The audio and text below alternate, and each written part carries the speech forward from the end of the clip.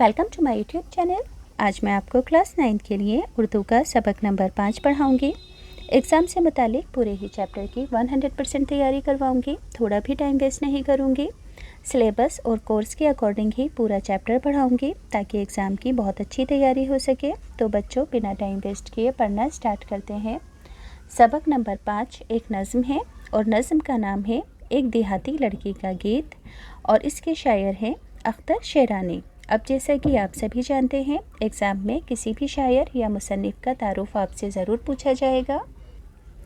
सभी बच्चे इस तरफ ध्यान देंगे, ध्यान से सुनेंगे। अख्तर शेरानी की पैदाइश 1905 में हुई और इनका इंतकाल 1948 में हुआ।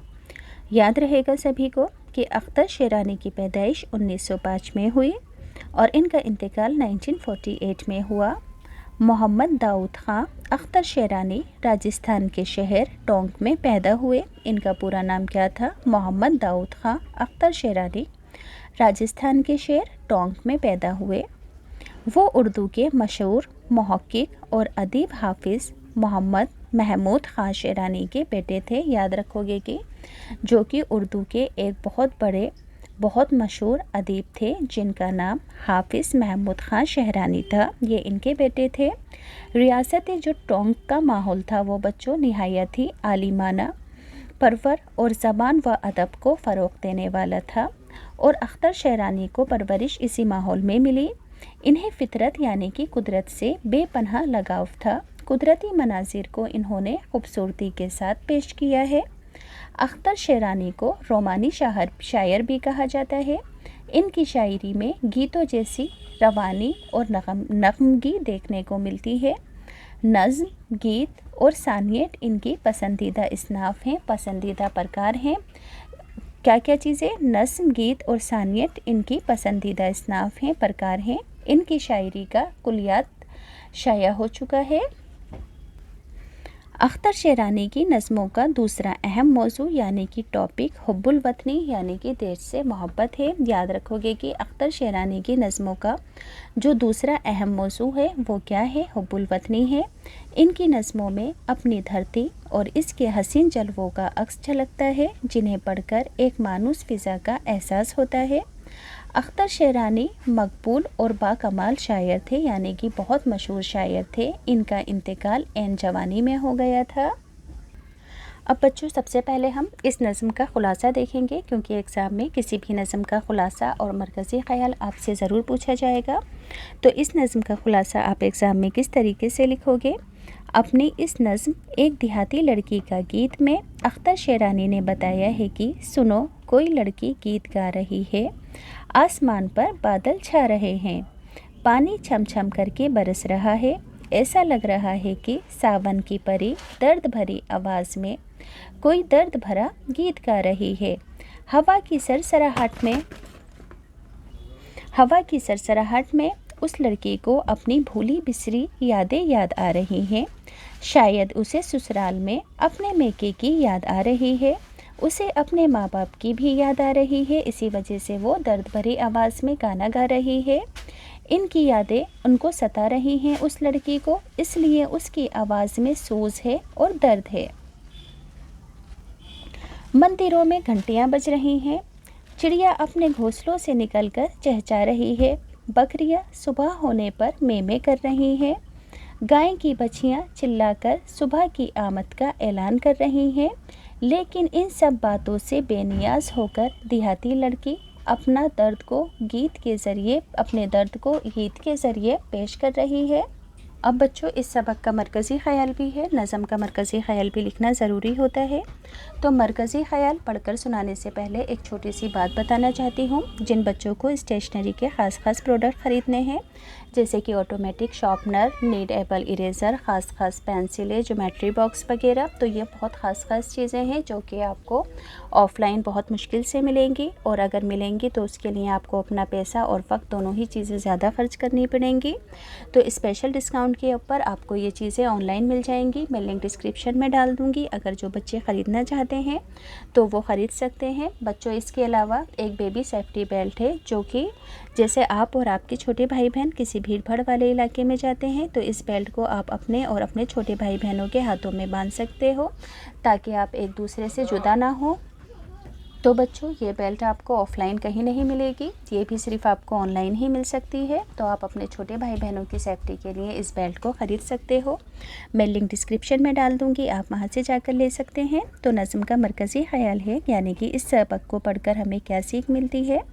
तो अपनी इस नज़म एक देहाती लड़की का गीत में अख्तर शेरानी ने एक तरफ मनाज़िर फ़ितरत के हसीन नक्कासी की है तो दूसरी तरफ अपने मेके से दूर ससुराल में दिन गुजारने वाली उस लड़की के जज्बातों को भी बयान किया है जिसे अपने घर की याद पूरी तरह सता रही है। मनाज़िर फ़ितरत की हसीन अक्कासी और देहाती लड़की के जज्बात की तर्जुमानी ही इस सबक का मरकज़ी ख़याल है। क्या है इस सबक का मरकज़ी ख़याल? मनाज़िर फ़ितरत की हसीन अक्कासी और देहाती लड़की के जज्बात की तर्जुमानी ही इस नज़म का मरकज़ी ख़याल है। अब बच्चों, इस नज़म के अशार की तशरीह पढ़कर बताती हूँ, मैं ध्यान से सुनेंगे। सुनो ये कैसी आवाज़ आ रही है, कोई गांव की लड़की गा रही है। फ़िज़ा पर, बस्तियों पर, जंगलों पर धुआंधार यक बदली छा रही है। छमा छम महीने की बूंदें पड़ रही हैं कि सावन की परी कुछ गा रही है। हवा की सरसराहट है कि फ़ितरत पुरानी ज़िंदगी दोहरा रही है। तो सबसे पहले सयाको सबाक लिखोगे। सयाको सबाक में शायर का नाम लिखना होता है। मंदरजा बाला अशार नज़्म एक देहाती लड़की का गीत से लिए गए हैं जिसे अख्तर शेरानी ने लिखा है। तशरीह होगी। शायर कहता है कि सुनो कहीं से आवाज़ आ रही है, कोई गांव की लड़की गा रही है और गाते वक्त बारिश के बादल छा रहे हैं। हर तरफ फ़िज़ा और बस्तियों पर बादल छा रहे हैं, पानी बरस रहा है और ऐसा लग रहा है जैसे कि सावन की परी मल्हार गा रही हो। बरसते पानी और हवा की सरसराहट में उसे अपनी यानी कि लड़की को पुरानी यादें, अपने मेके और माँ बाप की याद आ रही है। वो पुरानी ज़िंदगी यानी कि अपने मेके को याद कर रही है। आगे के अशार हैं। ये घर ससुराल होगा शायद उसका, जब ही माँ बाप की याद आ रही है, जब ही मसरूफ़ है आह फ़क़ा में, जब ही गमगीन ले में गा रही है। शिवाले में गजर भी जाग उठा, ठना ठन की आवाज़ आ रही है।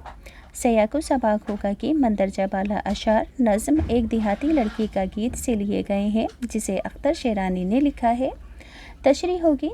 शायर कहता है कि लड़की दर्द भरी आवाज़ में गाते हुए ससुराल में है और अपने माँ बाप को याद कर रही है। इसी वजह से उसकी आवाज़ में दर्द है। मंदिरों में गजर बज रहा है और वो लड़की सुबह सुबह सबसे बेखबर होकर गा रही है, यानी कि मंदिरों में घंटा बज रहा है। कोई चिड़िया निकलकर घोंसले से घने जंगलों में गा रही है। कोई बकरी कहीं करती में कोई बछिया कहीं चिल्ला रही है, मगर इन सब से बेपरवाह वो लड़की बराबर गीत गाए जा रही है। सयाको सबाक मंदरजा बाला अशार नज़्म एक देहाती लड़की का गीत से लिए गए हैं जिसे अख्तर शेरानी ने लिखा है। तशरीह। शायर कहता है कि चारों तरफ से बेनियाज आवाज़ों से लड़की गाती जा रही है। कहीं से चिड़िया घोंसलों से निकलकर जंगलों में चहचहा रही है, बकरी में कर रही है, बछिया टकरा रही है, मगर इन तमाम बातों से बेनियाज वो देहाती लड़की दर्द में डूबी हुई आवाज़ में गीत गाए जा रही है। अब बच्चों, इस चैप्टर के टेक्स्ट बुक के क्वेश्चन आंसर हैं, सभी बच्चे ध्यान से सुनेंगे। सवाल नंबर 1, लड़की के गाते वक्त किस तरह का माहौल था? लड़की के गाते वक्त पूरा माहौल सूदोगवार था। फ़िज़ा पर, बस्तियों पर और जंगलों पर धुआंधार बारिश और बदली छा रही थी। अगला सवाल है लड़की गमगीन ले में क्यों गा रही है? तो लड़की को अपने माँ बाप और मेके की याद आ रही थी, इसलिए लड़की गमगीन ले में गा रही थी। अगला सवाल है लड़की किन चीज़ों से बेपरवाह होकर गा रही थी? तो लड़की मंदिरों के गजर के बजने, चिड़ियों के चहचहाने, बकरी की में और बछिया के डकराने से बेपरवाह लड़की अपनी धुन में मस्त होकर गा रही थी। मुरक्कब लफ्ज़ किसे कहते हैं? नज़्म में आए मुरक्कब लफ्ज़ों की निशानदेही कीजिए। तो नज़्म में एक ऐसा लफ्ज़ आया है जब ही, जो दो लफ्ज़ों को मिलाकर बनाया गया है। जब और ही दो लफ्ज़ों को मिलाकर एक नया बामायने लफ्ज़ बनाना मुरक्कब लफ्ज़ कहलाता है। जैसे कि जब जमा ही, यानी कि जब ही, अब जमा ही, अभी वगैरह। हुर्फ़ अतफ़ किसे कहते हैं? जब हम दो लफ्ज़ों को वाव से जोड़कर मुरक्कब लफ्ज़ बनाते हैं तो वो वाव हुर्फ़ अतफ़ कहलाता है। याद रखोगे, जब हम दो लफ्ज़ों को वाव से जोड़कर मुरक्कब लफ्ज़ बनाते हैं तो वहाँ जो वाव लिखा होता है हुर्फ़ अतफ़ कहलाता है। जैसे कि अहा व फ़गा, शोला व शबनम में वाव हुर्फ़ अतफ़ है,